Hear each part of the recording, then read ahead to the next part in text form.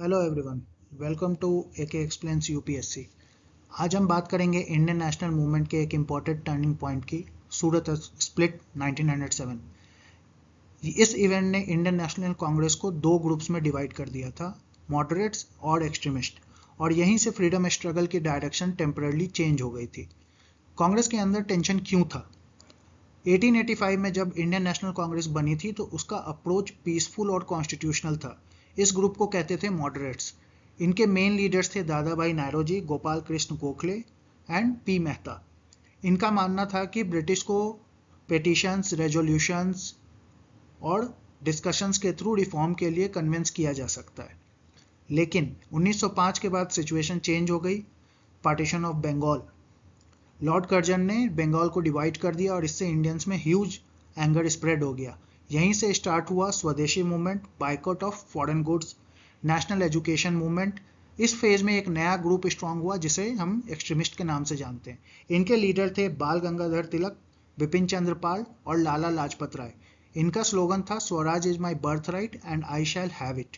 Extremist believe करते थे mass participation, boycott, passive resistance और डायरेक्ट एक्शन में।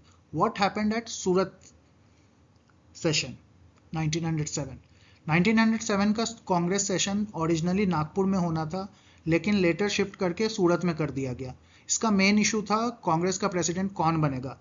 एक्सट्रीमिस्ट चाहते थे तिलक या उनके सपोर्टर प्रेसिडेंट बने। मॉडरेट्स ने सपोर्ट किया रास बिहारी घोष को। सेशन के दौरान दोनों ग्रुप के बीच हीटेड आर्गुमेंट हुए, स्टेज पर चेयर्स और शूज तक फेंके गए। फाइनली सेशन कोलैप्स हो गया और कांग्रेस ऑफिशियली स्प्लिट हो गई। आफ्टरमाथ ऑफ सूरत स्प्लिट्स के बाद क्या हुआ? मतलब एक्सट्रीमिस्ट कांग्रेस से बाहर हो गए, मॉडरेट्स ने कांग्रेस कंट्रोल कर ली। ब्रिटिश गवर्नमेंट ने सिचुएशन का फायदा उठाया और एक्सट्रीमिस्ट लीडर को अरेस्ट करना स्टार्ट कर दिया। तिलक को जेल भेज दिया गया, बर्मा के जेल में भेजा गया था उनको।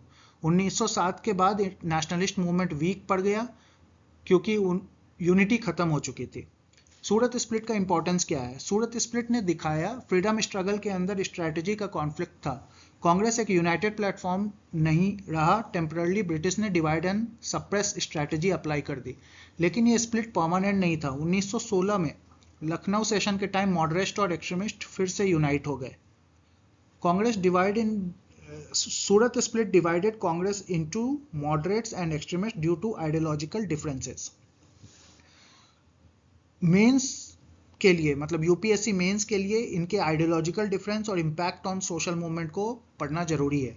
ये इवेंट हमें ये समझाता है कि फ्रीडम स्ट्रगल सिर्फ ब्रिटिश वर्सेज इंडियंस नहीं था, बल्कि इंडियंस के अंदर भी स्ट्रैटेजी का डिबेट चल रहा था।